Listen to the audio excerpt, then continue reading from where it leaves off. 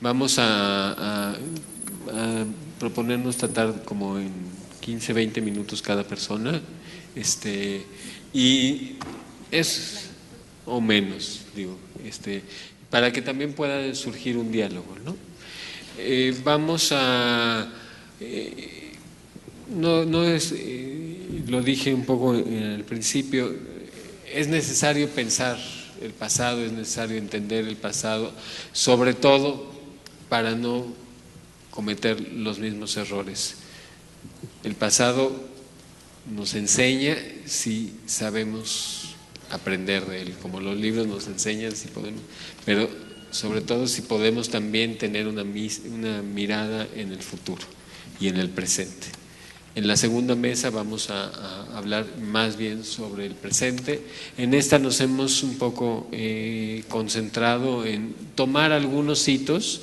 No es una historia que pretende ser exhaustiva, ni va a tocar todo el siglo XX, simplemente algunos hitos de una historia que está pendiente de escribir. Pero una de esas cosas que está pendiente de escribir ya se empezó a escribir. Y se empezó a escribir con este librito que yo por primera vez veo, y que no pude conseguir, y que es gracias a la doctora Rosa María Fernández de Zamora, hace 25 años, pues que ella dijo, la labor de los editores también es proponer que se escriban libros, y cada una de las, bueno, tanto Guadalupe como Cristina Gil, pues son parte de ese libro y de esa invitación que hizo en su momento Rosa María Fernández de Zamora. Le cedo la palabra a Guadalupe Quintana Pali, que se alejó ya mucho de ese ámbito, pero regresa hoy, y bueno, le quiero agradecer muchísimo que regrese al mundo de las bibliotecas y que regrese a la Ciudad de México desde Quintana Roo, en donde está viviendo ahora. Gracias, Guadalupe, por estar acá.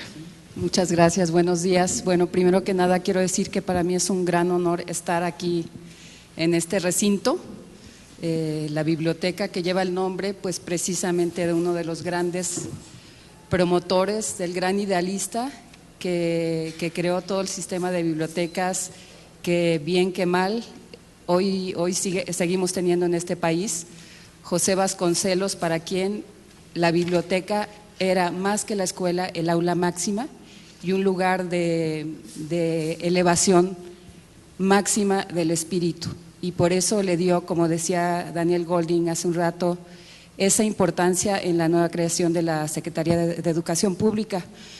Me quiero presentar un poco, Guadalupe Quintana Pali, que como dice Daniel, he tenido otra trayectoria más en el ámbito ambiental en los últimos 20 años, pero ya son casi 30 años, nos convocó Rosa María Fernández de Zamora, aquí presente, que me da un enorme gusto verla después de más de 2 décadas, a un grupo de investigadores, historiadores que estábamos trabajando en archivos o en diferentes áreas del conocimiento, de la cultura. Yo estaba en el AGN, nos convocó a escribir una historia exhaustiva sobre las bibliotecas en México.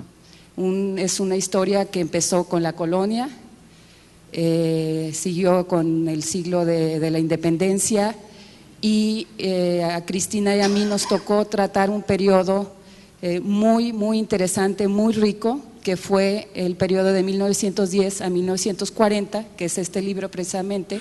Cristina se enfocó más hacia el último periodo, el cardenismo, y yo a la Revolución Vasconcelos y Calles, pero que realmente es una obra que nunca ha sido rebasada, que bueno, yo tengo una queja de que es muy difícil conseguir esos libros, los editó la SEP con la Dirección de Publicaciones, y ahora es muy difícil de conseguir, me lo han dicho varios investigadores en el tema de la cultura, de las bibliotecas, de la lectura.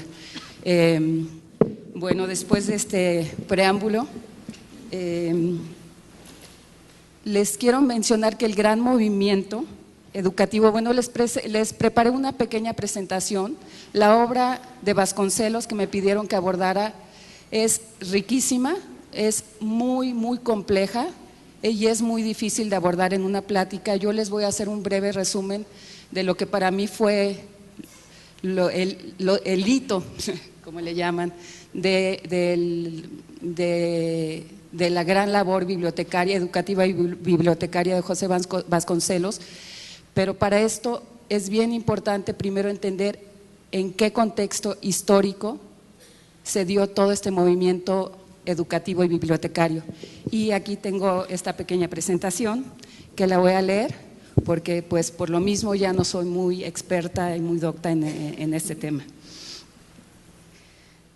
Hacia 1920, tras un decenio de guerra revolucionaria, el país se encontraba exhausto y devastado, con una economía en ruinas y una población empobrecida y dividida.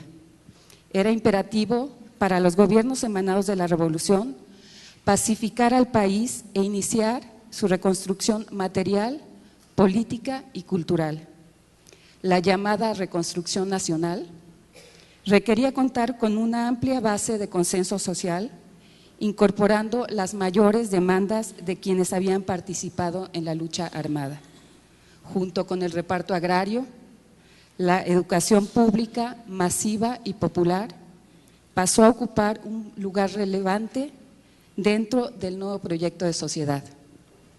Hasta antes del triunfo del movimiento armado, el desarrollo de las bibliotecas públicas en nuestro país, entendidas estas en su acepción moderna y democrática según la UNESCO, como instituciones culturales dirigidas a todos los miembros de la comunidad, sin distinción de raza, color, nacionalidad, edad, sexo, religión, lengua, situación social y nivel de instrucción, no pudo darse más que de manera en extremo limitada. Cierto es que durante la larga era porfiriana, las bibliotecas en México, como muchas otras instituciones culturales, recibieron un impulso sin precedentes y que en todo el país surgieron un gran número de importantes bibliotecas públicas. Entre estas, nada más y nada menos que en el Distrito Federal, la Biblioteca Nacional, las bibliotecas de la Escuela Nacional Preparatoria, la biblioteca de la Secretaría de Instrucción Pública, antecedente de la SEP, y que creo que muy posiblemente también sea antecedente de esta biblioteca, no lo sé. La de la Escuela Nacional de Altos Estudios, que es la Facultad de Filosofía hoy en día, del Archivo General de la Nación, del Museo Nacional y las de varios institutos como el Geológico Nacional y el Médico Nacional, así como otras también de gran importancia en los estados. Sin embargo, en una sociedad como la porfiriana, en la cual la miseria y el analfabetismo fueron atributos predominantes de la mayoría de los mexicanos, los beneficios de la educación y la cultura y con ello de las bibliotecas alcanzaron a muy pocos. Según el Censo de Población de 1900, más del 87% de la población vivía en zonas rurales, jornaleros pobres en su mayoría, sin el mínimo acceso a la instrucción más rudimentaria. Prácticamente todos los esfuerzos educativos se concentraron en los centros urbanos, en particular en la Ciudad de México, atendiendo particularmente a lo que Luis González denominó la espuma social. En un país en el que casi el 80% de los mexicanos no sabía leer ni escribir, las bibliotecas públicas no podían tener más que un desarrollo y alcances muy limitados. La Revolución Mexicana trajo consigo importantes cambios en la vida de las bibliotecas públicas mexicanas. Al hacer suya la demanda de extender los beneficios de la educación al pueblo, poniendo efectivamente medios de leer y escribir al alcance de toda la población, los gobiernos surgidos de la Revolución sentaron las bases para el desarrollo más pleno de las bibliotecas públicas, significando ahora por público poner los medios de lectura verdaderamente al alcance del mayor número de mexicanos. Más aún, dieron a las bibliotecas públicas un sitio de primer orden en el nuevo proyecto de educación nacional que se materializó en 1921 con la creación de la Secretaría de Educación Pública. José Vasconcelos, primer secretario de Educación Pública, concebía a la educación como un proceso integral destinado a la redención y enaltecimiento de las mayorías, cuyos elementos fundamentales e inseparables eran tres, como decía Daniel Golding: escuelas, libros y arte. Así, la nueva secretaría quedó conformada por tres grandes departamentos, complementarios y con igualdad de jerarquía: el departamento escolar, el departamento de bibliotecas y el departamento de bellas artes, explicando que en el departamento escolar se imparte la instrucción y se educa, en el departamento de bibliotecas se difunde la cultura y en el de bellas artes se da a esa misma cultura el coronamiento que necesita para ser completa y alta. La educación nacional devendría así, a partir de estas tres grandes y frondosas ramas, en un proceso integrado e integrador que llevaría a escuelas, libros y arte a todo el país, y a todos los sectores de la sociedad, para atender las distintas necesidades educativas de la población mexicana. Esta trilogía educativa desplegó durante todo el periodo presidencial de Álvaro Obregón y prácticamente toda la década de 1920 una inusitada y vigorosa cruzada de educación nacional, cuyo primer objetivo era combatir el lacerante analfabetismo que afectaba principalmente a zonas rurales y comunidades indígenas. No solo se establecieron innumerables escuelas rurales y urbanas en todos los estados, sino que partieron hacia todos los rincones del país los llamados maestros misioneros o ambulantes, con el objetivo de enseñar al indígena el castellano, así como al campesino los conocimientos rudimentarios de salud, higiene, economía doméstica, lecciones sobre cultivos y aplicación del uso de la maquinaria a la agricultura. Estoy citando a Vasconcelos. Con el joven Jaime Torres Bodet a la cabeza, apenas tenía 20 años entonces Torres Bodet, Vasconcelos puso en marcha un amplio proyecto bibliotecario en el cual las bibliotecas públicas fueron por primera vez consideradas como el elemento fundamental de la educación popular y como instituciones culturales vivas, dinámicas, abiertas a todos.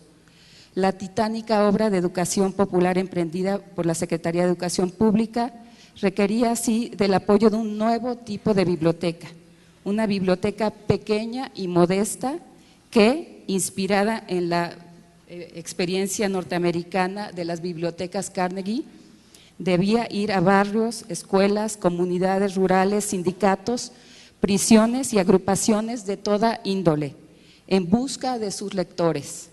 Por ello, más que la creación de instituciones importantes y venerables del tipo de la Biblioteca Nacional, en las que decía Vasconcelos, el libro parece ocultarse al público en lugar de ofrecerse al lector, el proyecto bibliotecario vasconceliano consistió en gran parte en la distribución masiva de libros, en su mayoría editados por la misma Secretaría, por su naciente departamento editorial, que es el antecedente de la Dirección General de Bibliotecas, incluyendo los famosos clásicos de la literatura como Homero, Plotino, Platón, Plutarco y muchos otros clásicos griegos.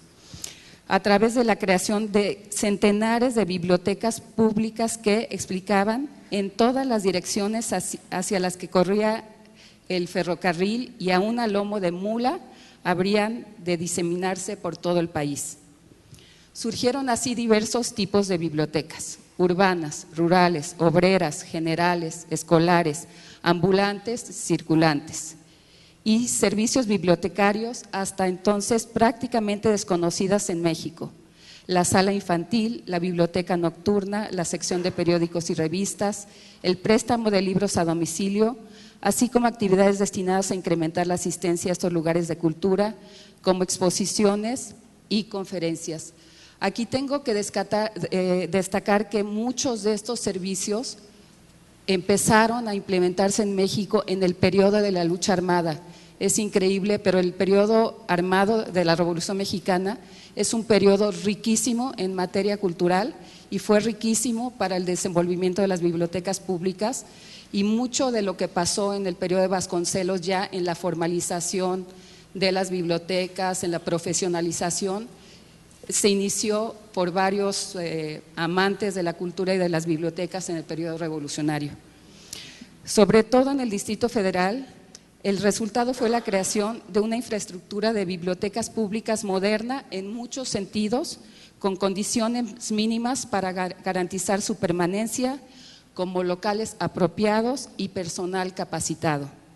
Surgieron así las bibliotecas de la importancia de las Cervantes, para la cual se construyó el primer edificio exprofeso para albergar una biblioteca. Aquí les comento que muchas de las grandes bibliotecas se crearon en antiguas iglesias, en lugares que no eran precisamente los adecuados para una biblioteca. La biblioteca modelo de la SEP, que es de la que les hablaba antes, que puede ser antecedente de esta biblioteca Vasconcelos, la de Ciencias Sociales y la Iberoamericana, bibliotecas que jugaron un papel relevante en la vida cultural mexicana de las siguientes décadas. En la escala más baja de la pirámide, la que se convirtió en la forma más popular de llevar el libro hacia la mayoritaria población rural, fue la biblioteca ambulante, un tipo de servicio bibliotecario que había sido introducido al país durante los años de la Revolución y mediante el cual se buscó llevar materiales de lectura a las zonas rurales más aisladas y sin servicios escolares permanentes. Más que verdaderas bibliotecas, las ambulantes eran pequeños lotes con obras consideradas indispensables, textos escolares, libros técnicos y obras de literatura clásica que debían acompañar a los maestros misioneros o ambulantes en sus recorridos por el país. Colecciones de máximo 50 libros que, en palabras de Torres Bodet, pudieran ser fácilmente transportadas en cajas de madera y a lomo de mula por los collados y escabrosidades del territorio mexicano y permanecer en cada poblado junto con el maestro misionero por unas cuantas semanas para ser leídos por sus habitantes, y así de poblado en poblado hasta abarcar regiones enteras.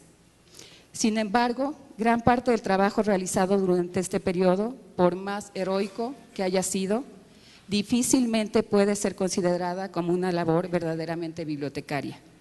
La mayoría de las bibliotecas, entre comillas, que se crearon en esos años, 2.426 según las estadísticas del mismo Departamento de Bibliotecas hacia fines del periodo de Álvaro Obregón, eran tan solo lotes de 50 a 100 volúmenes sin clasificar, con un destino tan incierto como el de las sociedades, sindicatos, ayuntamientos y demás agrupaciones a las que se destinaban.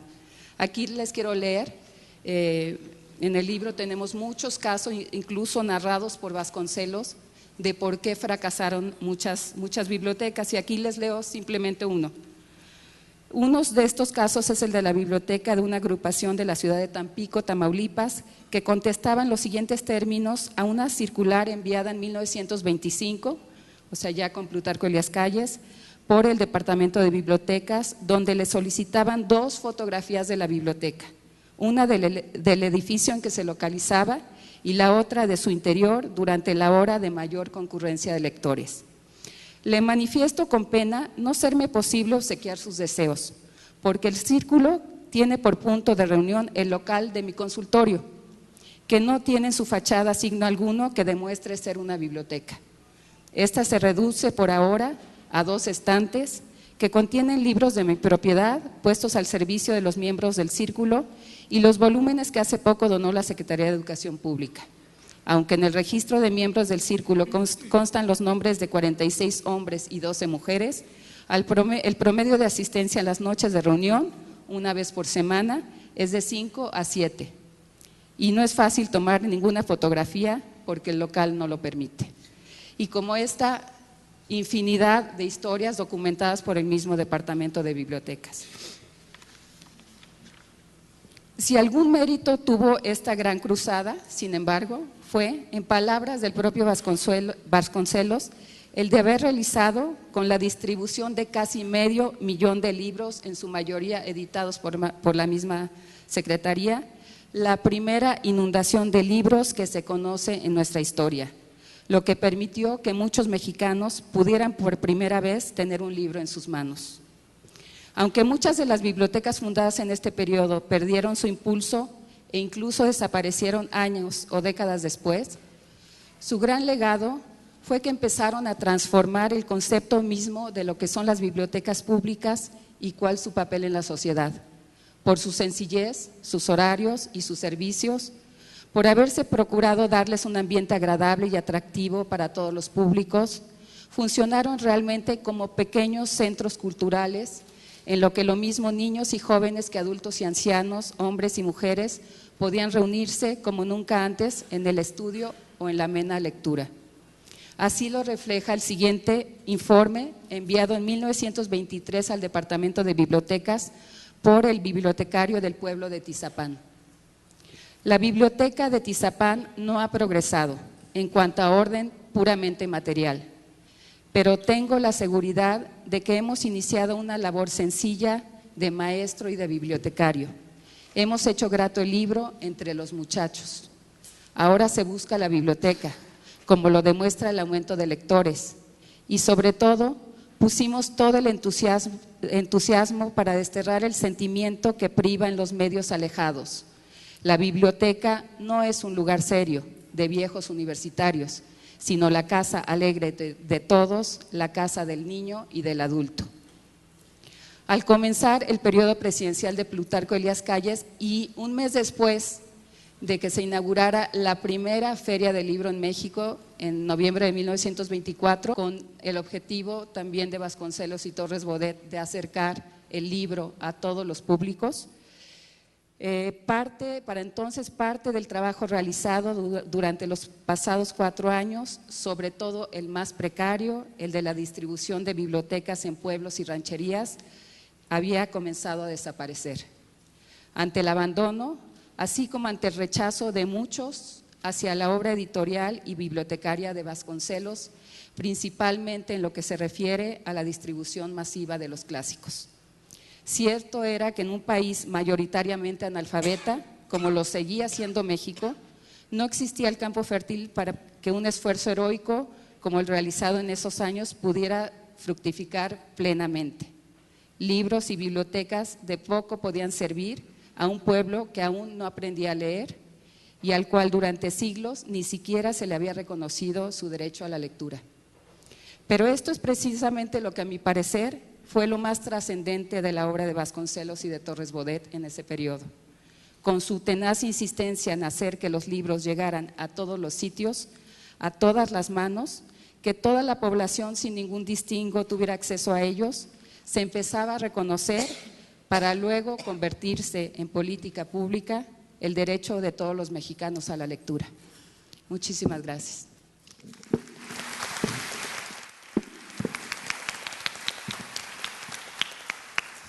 Muchas gracias, Guadalupe, por tu recuento. Ustedes podrán haber escuchado en muchos momentos que estábamos hablando también de cosas bastante presentes. Desgraciadamente, nos va a tocar muchas veces a lo largo de este panel probablemente eso. Voy a hacer un salto histórico, nos vamos a ir a varios decenios después, que es un vaivén en la política educativa del siglo mexicano, y le voy a ceder la palabra a Cristina Gil Villegas para que aborde desde otro momento otros problemas que también creo que siguen estando presentes, y después vamos a intentar como analizar, ¿no? Vamos a hablar todos y vamos a tratar de poner algunos de los elementos más importantes que están presentes y de hipotetizar por qué siguen estando presentes a pesar de tantos esfuerzos. Entonces, sí les pido, tratemos como de hablar lo más conciso posible para después poder avanzar en esa discusión. Gracias, Cristina. Gracias. Bueno, buenos días a todos. Estoy muy contenta de estar aquí porque considero muy importante que se haya rescatado esta investigación que se hizo hace ya 30 años.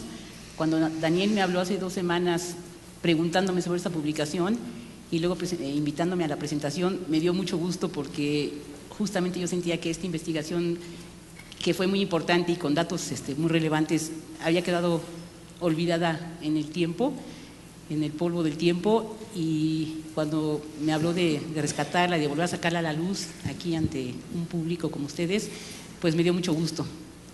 De esta manera pues estoy muy contenta ahora de estar con ustedes y de poder compartir la información que voy a compartir. Yo les voy a hablar justamente de las bibliotecas públicas en el cardenismo, de 1934 a 1940. Voy a dar un panorama también histórico y después me voy a concentrar en la educación y propiamente pasaré después a las bibliotecas. Voy a tratar de resumir lo más que se pueda para pues no hacer demasiado larga la presentación. Si quieres, Cristina, tú tienes escrito eso también para que te sientas cómoda, porque sé que tienes un montón de información. Les ofrecemos al público después hacerles llegar por correo todo el claro, material, sí. Y entonces nos podemos concentrar en eso. Sí, claro que sí.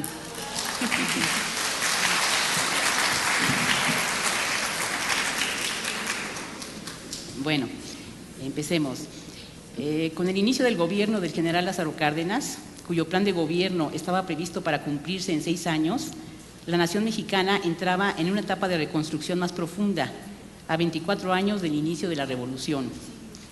La nueva administración, que dio comienzo a fines de 1934, se caracterizó por una mayor radicalización en torno a las reformas sociales, lo que a su vez posibilitaría dar pasos más firmes hacia la industrialización y por consiguiente la modernización del país. El general Cárdenas insistió más que sus antecesores en atender las necesidades de las masas obreras y campesinas, lo cual llegaría a ser uno de los principales rasgos de su mandato. Esa atención se expresó básicamente en 2 aspectos: la repartición efectiva de miles de hectáreas entre los campesinos, lo que significó el mayor reparto de tierras que se hubiera hecho después de la Revolución, y la política de apoyo a las demandas del sector obrero. La culminación de esta política abiertamente sindicalista por parte del Estado fue la expropiación de los ferrocarriles en junio de 1937 y casi un año después, en marzo de 1938, la de las compañías petroleras extranjeras. Sin embargo, hay que decirlo, la política del régimen cardenista disminuiría su radicalidad a partir de 1938, justamente como consecuencia de esta expropiación, debido a las presiones políticas y económicas, tanto del interior como del extranjero, a la que se vio sometido su régimen. La educación, aspectos generales. Dentro del plan de reformas sociales para las masas, el aspecto educativo era considerado de primordial importancia. Cárdenas pensaba que la educación era un fenómeno íntimamente ligado al proceso social. La revolución había llegado a su madurez social, a decir del mandatario, y ya era posible abordar el aspecto integral de los problemas nacionales. Uno de esos problemas era el educativo. En ese sentido, tanto el maestro como la escuela cumplían una tarea central en la difusión ideológica de la revolución. Esta misión se vio mayormente reforzada con el intento oficial de establecer la educación socialista para todo el país. Durante los 6 años del régimen cardenista, el presupuesto asignado a la educación nunca fue menor del 15%, incluso durante 4 años lo excedió. Esta determinación significó un esfuerzo considerable, tomando en cuenta que desde 1923 no se había logrado algo similar. Entonces ahí está la primera diapositiva, ustedes pueden ver los porcentajes dedicados a la educación. La educación del cardenismo estaba abocada a 2 objetivos básicos: el desarrollo de la educación rural y el de la educación técnica. Si se considera que el 66% de la población mexicana, según el censo de 1930, habitaba en el campo, fue un hito la creación de casi 2,000 escuelas rurales y el establecimiento de 23 escuelas regionales para la formación de maestros rurales. Asimismo, el impulso a la educación técnica obedecía a propósitos claramente nacionalistas y económicos. Como sabemos, el máximo logro en este aspecto fue la fundación en 1937 del Instituto Politécnico Nacional. La educación socialista. Como telón de fondo del proyecto educativo del cardenismo se encontraba la educación socialista. El socialismo, de acuerdo con el general Cárdenas, era el principio ideológico que iba de acuerdo con los principios de la revolución. Justamente el primer acto de gobierno del nuevo presidente fue la reforma en 1934 del artículo 3 constitucional que establecía la enseñanza socialista en el país. Finalmente, nunca quedó muy claro qué era la educación socialista. Ni tanto el gobierno ni los maestros lo tuvieron muy claro. En algún momento el secretario de Educación la definió así: emancipadora, única, obligatoria, gratuita, científica o racionalista, técnica, de trabajo socialmente útil, desfanatizadora e integral. Privilegiaba el interés colectivo en lugar del individual, inculcaba el sentimiento cooperativo y de solidaridad y era nacionalista y antidogmática. La implantación de esta educación, como todos sabemos, encontraría dos grandes obstáculos. Por un lado, la respuesta en contra de los sectores más reaccionarios, incluyendo a la Iglesia, y por otro, la falta de preparación de los propios maestros. Jesús Silva Herzog lo definió muy claramente: la aplastante mayoría de profesores de enseñanza primaria y secundaria no sabían lo que era el socialismo.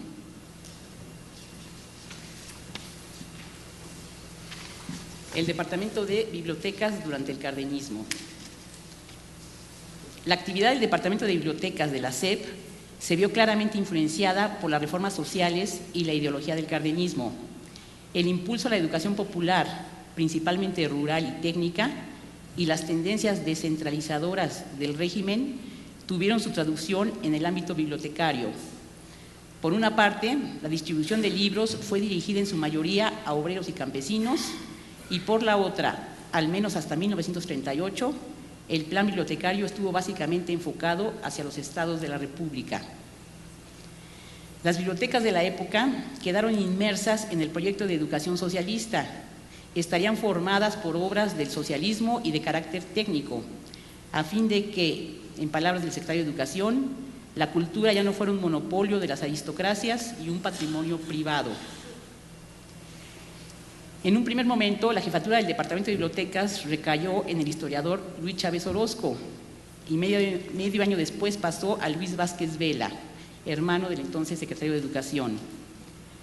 Durante su labor se realizarían las importantes innovaciones bibliotecarias del periodo, que fueron básicamente las siguientes: el impulso a las bibliotecas ambulantes, la fundación por primera vez de varias bibliotecas fijas en diversos estados de la República,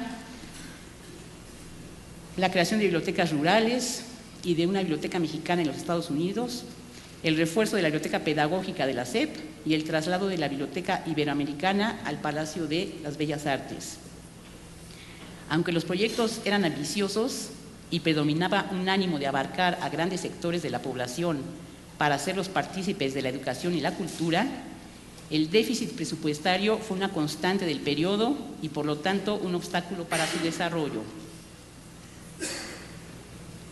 Comencemos entonces con las bibliotecas ambulantes. Entre 1934 y 1940, el Departamento de Bibliotecas continuó con la labor iniciada en los anteriores gobiernos en el sentido de distribuir libros en todo el país. No obstante, dados los lineamientos sexenales, los esfuerzos se redoblaron para atender a los núcleos obrero y campesino. La biblioteca ambulante no fue innovación de la época, pero así se manejó. Estas bibliotecas se transportaban en camionetas adaptadas para el transporte de libros. Las camionetas estaban destinadas a recorrer todo el país para ir dejando pequeños lotes de libros y folletos en los diferentes poblados. Los lotes estaban formados de 100 a 170 libros, que eran depositados a manera de bibliotecas rurales en las escuelas y comisariados ejidales, y como bibliotecas ambulantes en los sindicatos, fábricas, centros obreros y diversas asociaciones. La diferencia entre las bibliotecas ambulantes y las rurales estribaba en su permanencia. Las rurales quedaban depositadas definitivamente en un lugar, mientras que las ambulantes eran temporales. Pasado un tiempo eran rotadas a otros sitios.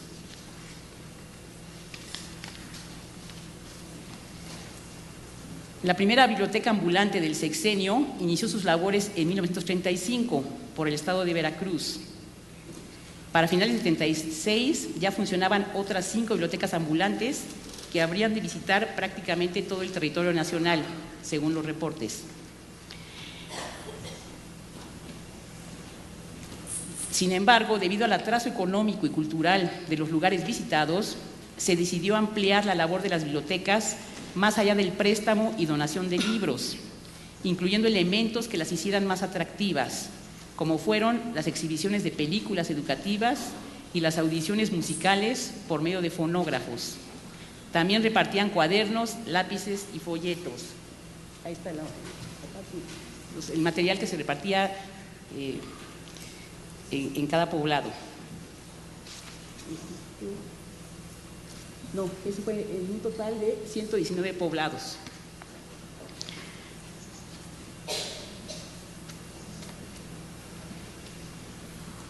Sin embargo, según reportes de los inspectores de bibliotecas, la labor en muchos casos era deficiente. El escaso presupuesto y los bajos salarios del chofer y del bibliotecario no permitían que cumplieran a cabalidad su labor. A esto se aunaba la carencia de una buena red federal de caminos de aquel entonces. Una idea muy propia de la época fue el instalar bibliotecas ambulantes en los ferrocarriles. A principios de 1935, el Departamento de Bibliotecas acordó con Ferrocarriles la reparación y adaptación de 3 carros de ferrocarril para su envío a diferentes poblados y para la lectura de los propios ferrocarrileros. Daban servicio de préstamo al público porque su estancia podía prolongarse hasta un mes en cada sitio. El carro biblioteca era desenganchado y permanecía en la localidad hasta que a solicitud del bibliotecario era arrastrado hacia otras poblaciones. De esta época datan 3 bibliotecas: la Julio Platas, que recorrió parte del norte del país, la Eliseo Flores, que cruzó el Bajío y Michoacán, y en 1940 se instaló la Felipe Pescador, que también su función era dar servicio en el norte del país. Uno de los objetivos del servicio ambulante era partir en pos de la gente, en lugar de esperar que ésta acudiera a la biblioteca. Un dato curioso es que en 1939 se hizo el intento de instalar una biblioteca ambulante en una lancha en el estado de Tabasco para que visitara los poblados ribereños. Sin embargo, no tuvo resonancia porque el gobernador del estado declaró no poseer una lancha para tal efecto. La promoción de las bibliotecas ambulantes y las rurales fue decayendo por la escasez del presupuesto y por la presión de la capital del país, que demandaba recursos para nutrir a sus bibliotecas. La siguiente, así es. Aquí están las cifras de bibliotecas fundadas. Esas eran las cifras oficiales. Sin embargo, sacando algunos porcentajes y haciendo un poco de aritmética, nos damos cuenta que seguramente fueron menores las bibliotecas instaladas, tomando en cuenta que cada una llevaría un costo de 300 pesos y que la partida era solamente de 20,000 pesos para bibliotecas. Por lo tanto, consideramos que las bibliotecas instaladas eran de 12 a 13 bibliotecas rurales por año. Acervo de las bibliotecas ambulantes y rurales. El decreto por ley de la educación socialista influyó directamente en el tipo de acervo de las bibliotecas. La Oficina de Publicaciones de la SEP concentró gran parte de sus esfuerzos en la edición de obras con carácter de divulgación. Así surgió la colección Biblioteca del Obrero y el Campesino, formada por 21 pequeños libros. En 1936 se alcanzó un tiraje de 10,000 ejemplares de cada una de estas obras, es decir, 210,000 en total. Desde Vasconcelos, la SEP no había realizado un esfuerzo tal en materia editorial. Aquí tenemos los títulos de los libros. Como ustedes pueden ver, pues está La huelga de Río Blanco, Lo que Marx quiso decir, Marx, lo que se origina y funciona, cómo se origina y funciona un sindicato, Zapata, en fin, esos eran los títulos del momento. Para este sector de la población, obreros y campesinos. Sin embargo, estas bibliotecas ambulantes y rurales no solamente incluían estos libros que eran editados por la SEP, sino adquirían otros más por compra, según el público al que iban destinados, que es la siguiente lámina. Bueno, estos siguen siendo los datos de los nombres y títulos, los títulos y nombres de autores. La siguiente, por favor. Ahí está el lote A para maestros, que incluía toda esta parte socialista, más... No, casi fue muy adelante. ¿Se regresa, por favor? El lote A para maestros. Cris. El lote... Cris, lo van a tener en tus... Ok, bueno, ahí van viendo. En el caso de los obreros y los campesinos, se les incluían también libros especiales, tanto a los obreros en cuestiones técnicas, carpintería y demás, y a los campesinos pues para cría de animales y de cuidado de hortalizas.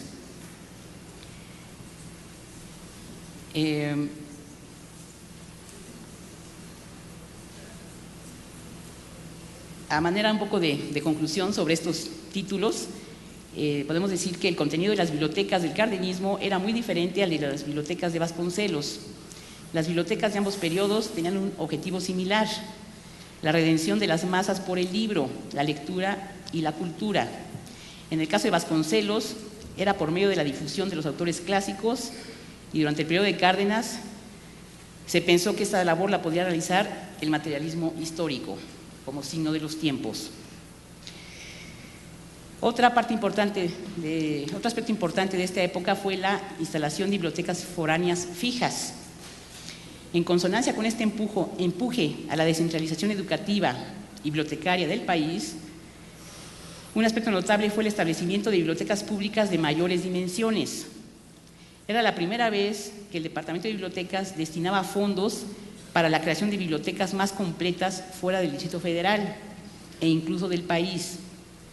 Las nuevas bibliotecas incluían no solamente lotes de libros como antaño, sino también un local especial destinado a guardarlos y para su consulta, así como mobiliario y personal para atender al público.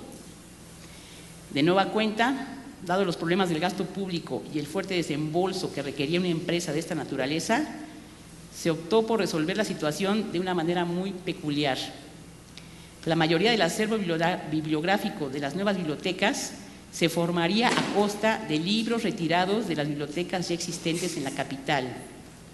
Esta estrategia no solo se justificó, sino que se convirtió en una forma sistemática de trabajo.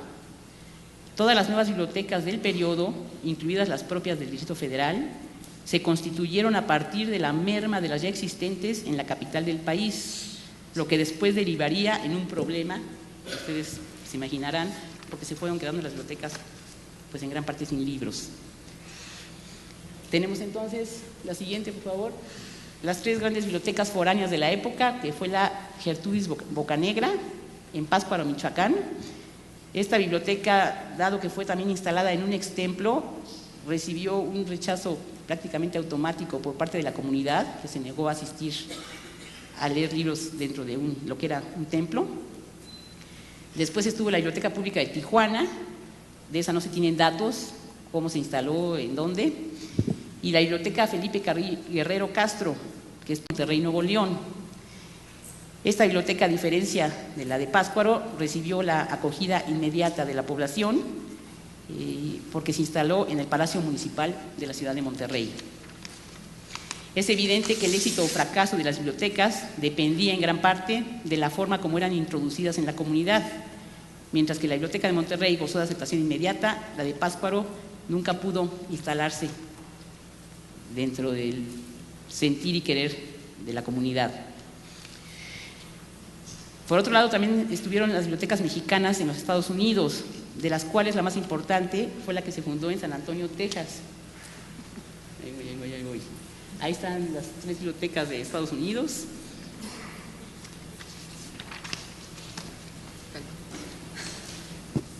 Y después vamos a regresar a lo que eran las bibliotecas del Departamento de Bibliotecas en el Distrito Federal. Durante los primeros años del cardenismo, la Ciudad de México fue objeto de una atención bastante menos privilegiada que en épocas anteriores. Sin embargo, Bueno, para 1938 la capital contaba con 32 bibliotecas fijas, 4 semifijas, 4 al aire libre y una hemeroteca central. La siguiente, por favor. De estas 32 bibliotecas fijas, solo 4 se instalaron en el periodo de Cárdenas.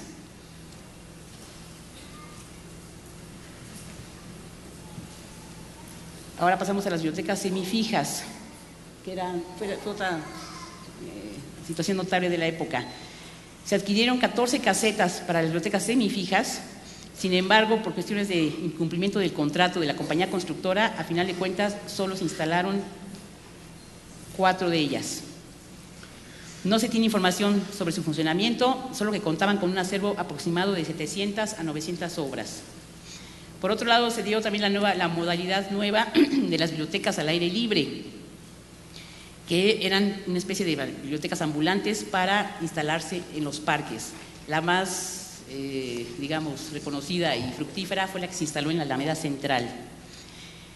Estas bibliotecas eran, bueno, exitosas en la medida en que su atractivo eran los periódicos y revistas que tenían, con los que contaban. Ahí están la siguiente.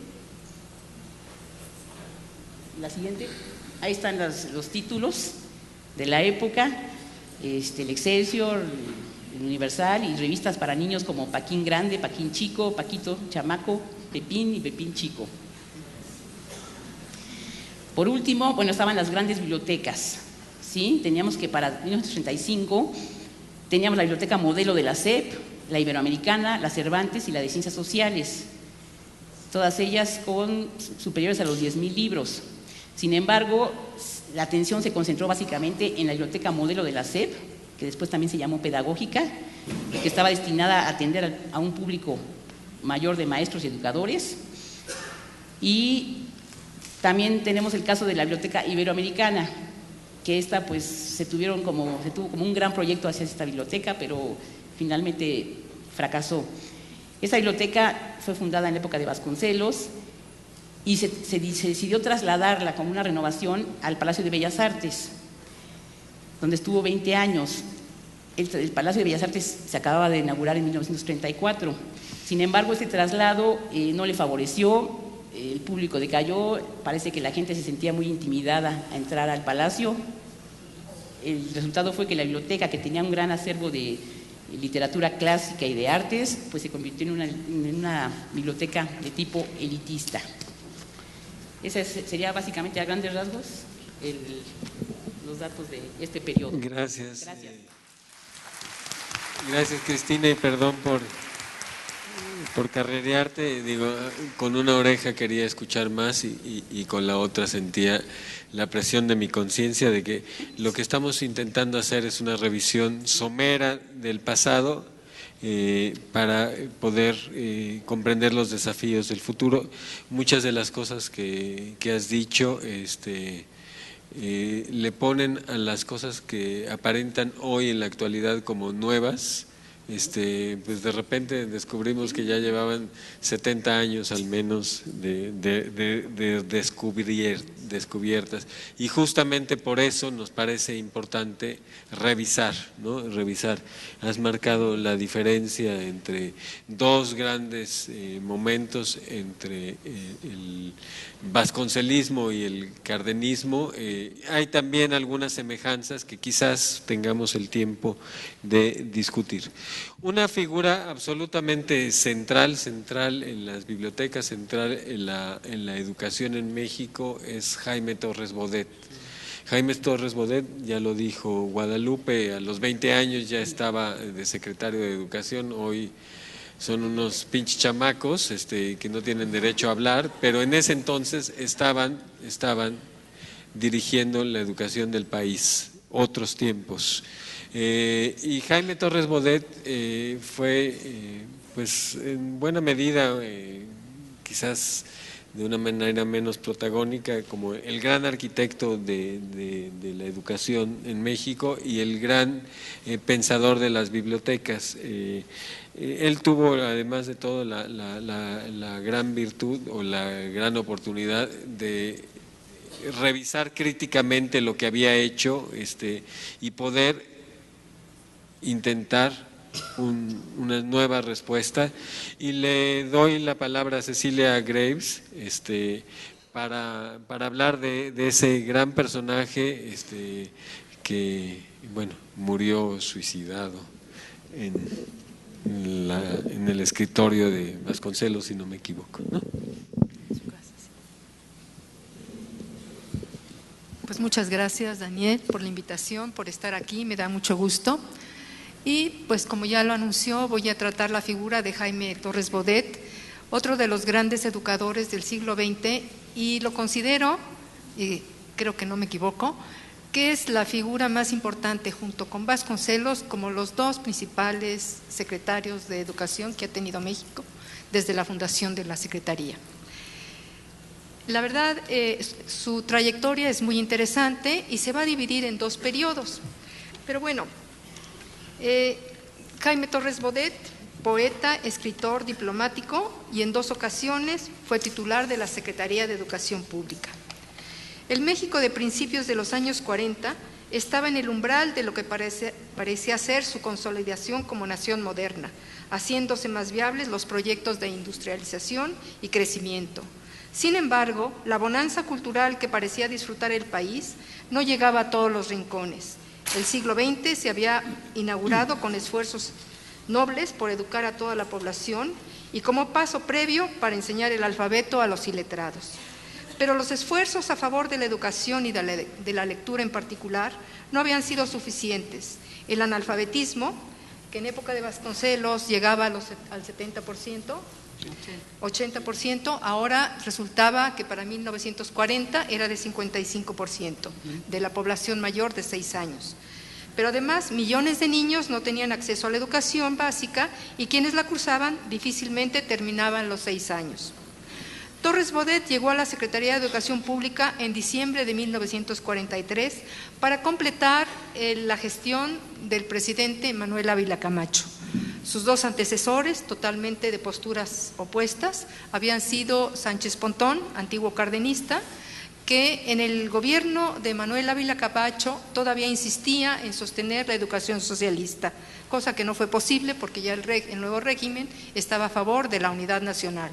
El siguiente secretario de Educación, Octavio Béjar Vázquez, se fue al otro lado, un derechista general que predicaba la educación del amor y portaba pistola al cinto. Solamente duró 2 años y después de ese lapso llega Torres Bodet con un gran bagaje a ocupar la Secretaría de Educación Pública.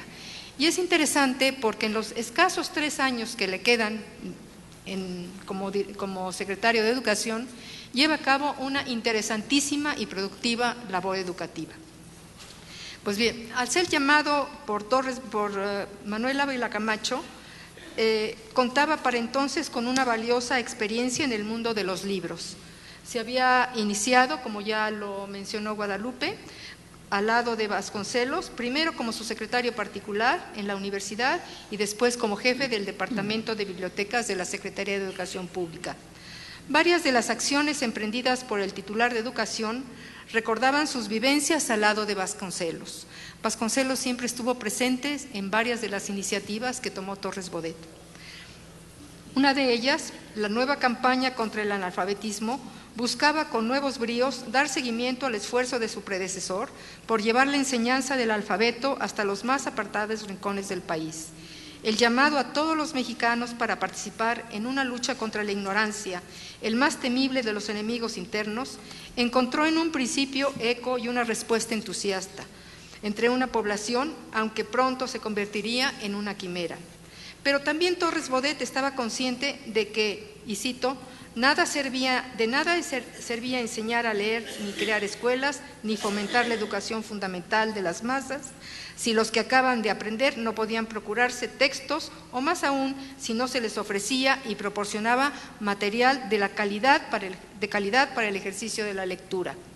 Las escuelas no solían tener bibliotecas, por lo que los maestros empleaban un tiempo innecesario en dictar el material básico en los cursos.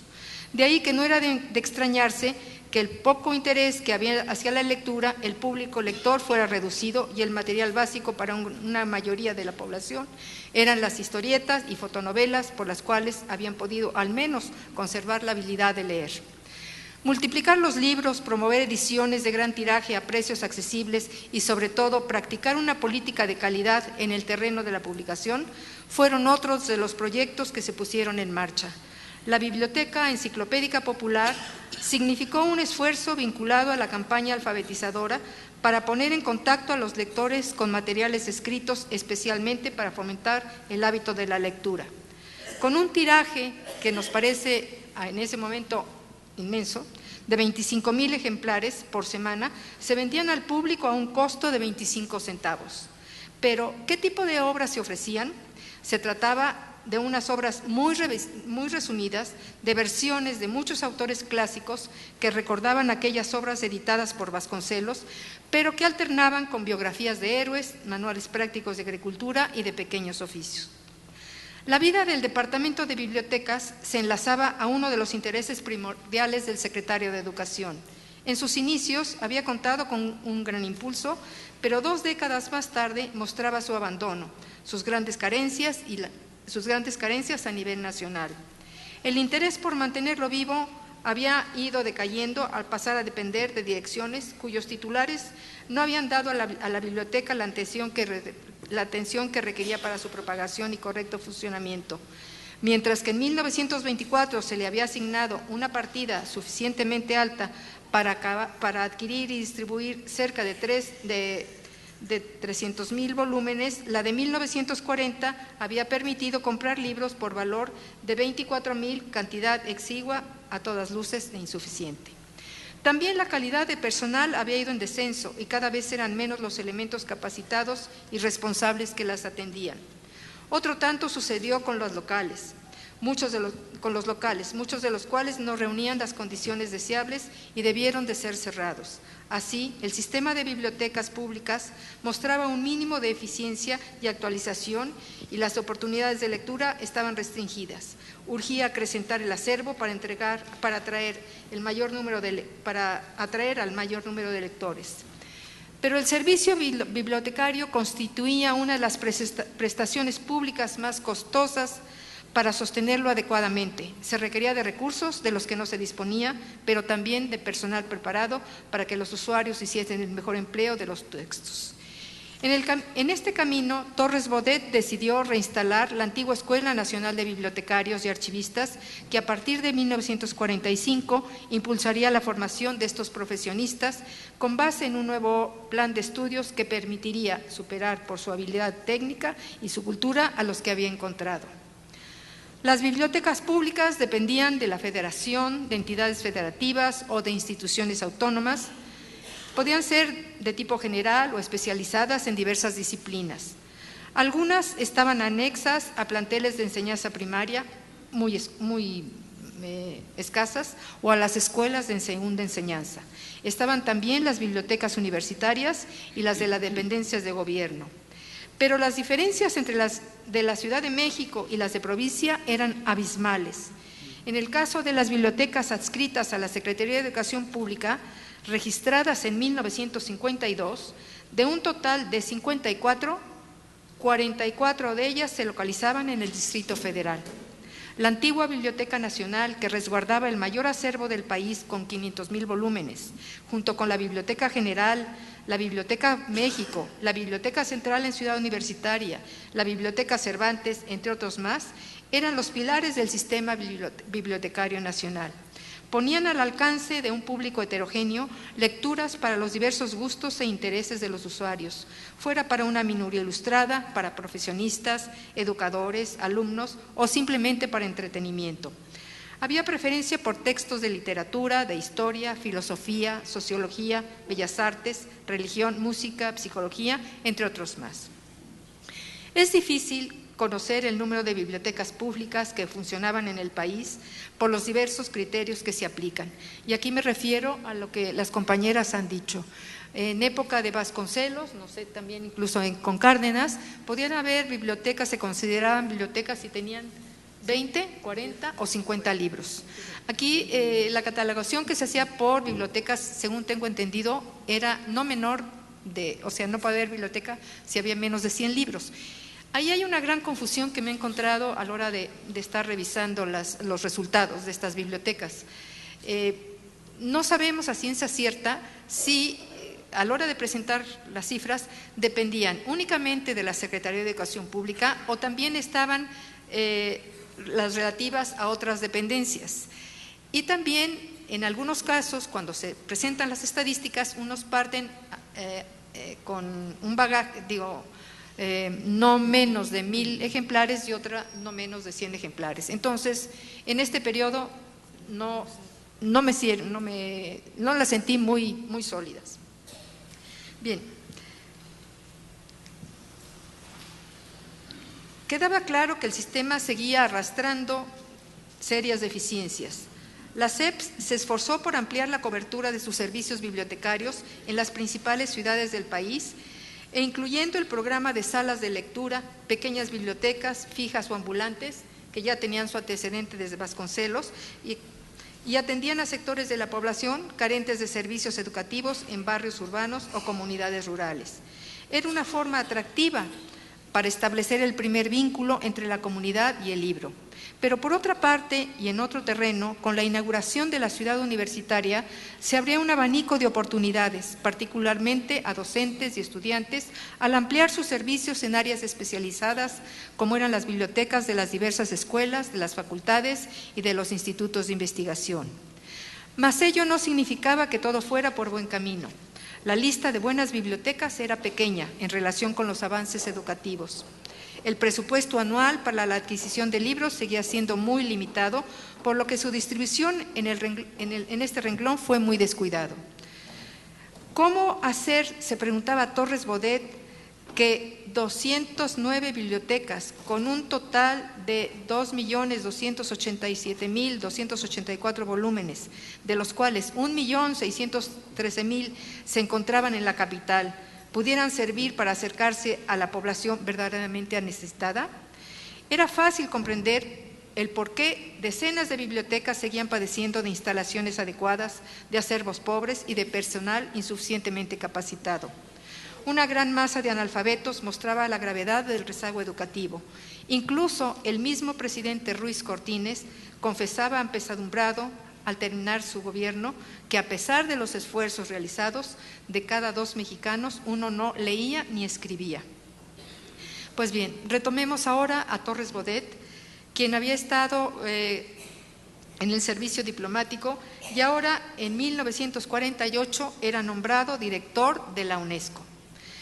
México había sido designado, a partir de la gestión de Torres Bodet, sede de 2 proyectos piloto, uno en Nayarit, que giró en torno a los grupos marginados, el otro en Pátzcuaro, Michoacán, en donde se estableció el primer centro regional de educación fundamental para América Latina.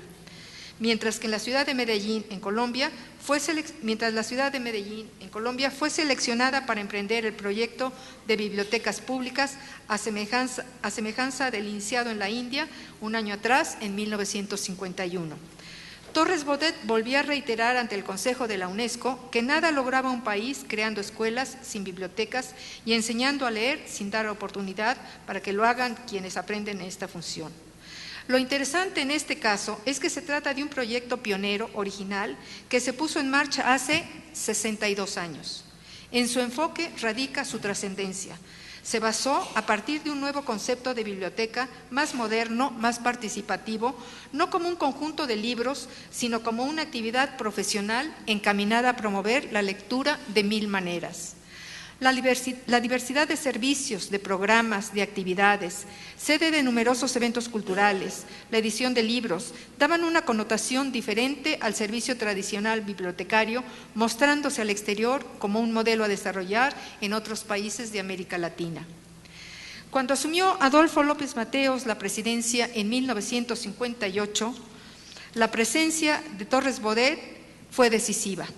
El hombre cercano a Vasconcelos, enriquecido por su experiencia en la UNESCO, Expuso al mandatario las líneas de un ambicioso proyecto educativo con acciones precisas, algunas de las cuales se prolongarían más allá del término de su gestión. Frente a una explosión demográfica sin precedentes, nada más había que calcular que entre 1940 y 1960 habían aumentado 15 millones la población, debió tomar las primeras medidas y por primera vez la educación se planeó a largo plazo. Para ello contó con el porcentaje más alto del presupuesto federal que hasta entonces se había destinado a la educación. La concepción del plan de 11 años fue una verdadera innovación. Contenía los lineamientos de una política educativa transeccional. Y fue precisamente con la expansión nunca antes lograda de los primeros grados de enseñanza primaria cuando el analfabetismo logró detenerse y las oportunidades de estudio en los diversos niveles se incrementaron de manera considerable. ¿Cómo sucedió esto? Bueno, había que recordar que para 1940 podía considerarse a México todavía como un país rural. Miles de escuelas en el campo eran apenas locales con 2 o 3 años de escolaridad. Difícilmente había escuelas de enseñanza completa. Entonces, aquí lo que trata de hacer Torres Bodet es de atacar el problema desde los inicios, es decir, a partir de la educación primaria. ¿Cómo hacerlo? Extendiendo el sistema educativo, estableciendo escuelas. Para eso contó con el CAPCE, que fabricó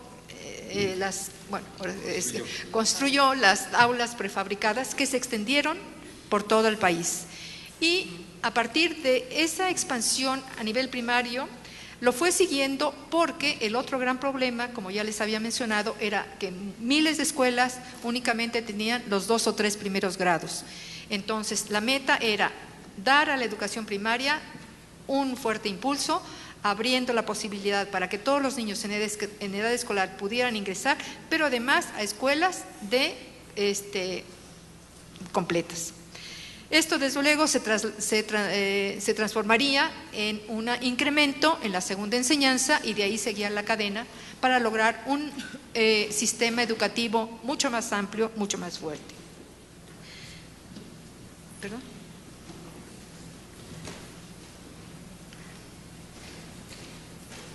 Pero para Torres Bodet ningún esfuerzo era suficiente si no se conseguía proporcionar a los niños de todas las escuelas primarias del país libros de texto en forma gratuita. Este había sido uno de sus anhelos desde su primera gestión al frente de la Secretaría de Educación Pública. Y llevarla a la práctica fue sin duda una empresa titánica ante los embates de que fueron objeto. En tan solo 4 años, la Comisión Nacional del Libro de Texto Gratuito, presidido por Martín Luis Guzmán, el notable novelista de la Revolución Mexicana, había logrado editar y distribuir 114 millones de libros de texto y cuadernos de trabajo, de primero a 6º grado, en todas las escuelas del país, fueran oficiales o particulares, rurales o urbanas.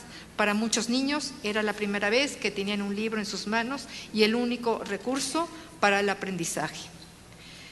Gracias a este esfuerzo, en los siguientes años se presentaba una vigorosa expansión en todos los niveles de educación formal que no correspondía al desarrollo cualitativo y cuantitativo del servicio bibliotecario. La Secretaría de Educación no había logrado incrementar el número de bibliotecas en la dimensión necesaria y, sin embargo, se habían multiplicado considerablemente el número potencial de lectores. Los libros empezaban a ganar en México un sitio como parte indispensable de la vida cotidiana. Para Carlos Monsiváis se había iniciado un fenómeno al que él calificaba de salto cultural, el paso de la lectura de cómics a la lectura de libros. Pero, ¿quién era ese público lector? En un 70%, señala Monsiváis, estaba formado por jóvenes, generalmente estudiantes de educación media y superior. La actividad editorial se multiplicó con una amplitud nunca antes conocida. Las publicaciones de la SEP aumentaron considerablemente, surgieron nuevas editoriales y revistas. Fue también la época de la eclosión de los suplementos y de las publicaciones periódicas, convirtiéndose en fuerte atractivo para diversos sectores sociales. Sin embargo, no pudo evitarse el que la oferta siguiera beneficiando a un sector exclusivo de la población, generalmente centrado en la Ciudad de México y en otros grandes centros urbanos. Pese a los avances, para muchos la educación seguía siendo un privilegio. Los proyectos de Torres Bodet habían cristalizado en el plano de la acción desde distintos ángulos, fuera por la campaña alfabetizadora, por impulsar la formación docente a través del Instituto Federal de Capacitación del Magisterio, por el programa de construcción de escuelas dispersas por todo el territorio nacional, y también por el plan de 11 años y sobre todo por la elaboración y distribución de los libros de texto gratuitos. Su labor trasciende y deja una profunda huella en el sistema educativo mexicano. Si bien, y esto es importante, él mismo reconoce que, y cito, urgido por la necesidad de multiplicar el número de escuelas y maestros, descuidó la función de las bibliotecas, pero fue él mismo quien puso las bases para crear las condiciones de este desarrollo. Hoy en día disponemos de nuevos recursos, de una tecnología moderna, de nuevas herramientas. Millones de libros pueblan las aulas y los hogares mexicanos. Los acervos se han enriquecido con nuevas obras y la consulta se ha facilitado a través de modernos sistemas de computación. Ya no más tradicionales ficheros. Yo creo que muchos de ustedes no los conocieron, pero a mí me los tocó sufrir.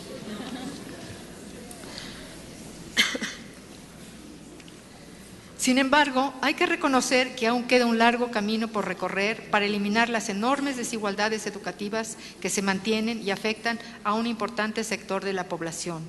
Hoy, por fortuna, en esta reunión vemos una renovada voluntad para superar los problemas, lo cual seguramente contribuirá a encontrar caminos más seguros para su solución.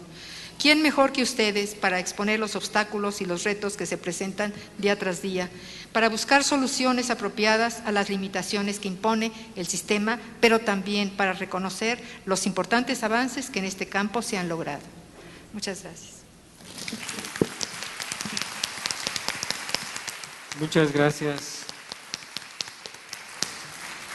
Cecilia, por ubicar también este proceso, que es un proceso que está dentro de un país que está, entre otras cosas, hay un factor que a mí me parece siempre muy importante y muy olvidado, que es el factor demográfico. Es decir, la población ha crecido 8 veces en el siglo XX, 8 veces, y es una población mayoritariamente analfabeta. En los inicios, en 1920, el 83% de la población es analfabeta, y se multiplica y se va poblando, y es también un país mayoritariamente rural. Hay que entender también esa dimensión histórica de lo que quiere decir ser un país fundamentalmente rural. También es un país que necesita menos la cultura escrita a un país primordialmente urbano, en donde ya la población, el 93%, 94% está alfabetizada, pero ser alfabetizado en el siglo XX, a comienzos del siglo XX, quería decir saber leer y escribir, poder firmar, y hoy ser alfabetizado es otra cosa. Pensar eso también es importante, y eso está presente en el intento, pues de nueva cuenta infructuoso que hizo ese funcionario público encomiable y un poco como heroico que fue Vasconcelos. Perdón, ¿puedo añadir un comentario? Disculpen, nada más un comentario que se me hace interesante. Los libros de texto gratuito que se empezaron a editar en 1960, han seguido por muchísimos años, pero hubo una novedad que a mí me pareció muy interesante. Aparecen en 1994 los primeros libros de texto gratuitos en lenguas indígenas. Son, creo que alrededor de 56, que están relacionados con los diversos grupos de acuerdo con sus lenguas, y muchos de ellos sí reflejan directamente sus costumbres y tradiciones. Recuerdo, por ejemplo, el texto de los tarahumaras, está muy bien definido, no tanto los nahuas. En fin, creo que es como una prolongación de la obra de Vasconcelos, de Torres Bodet, que se lleva a cabo muchos años después, pero es un rescate de las culturas Es un intento por recuperar sus costumbres, tradiciones y que ellos mismos se vean reflejados en los libros. Gracias.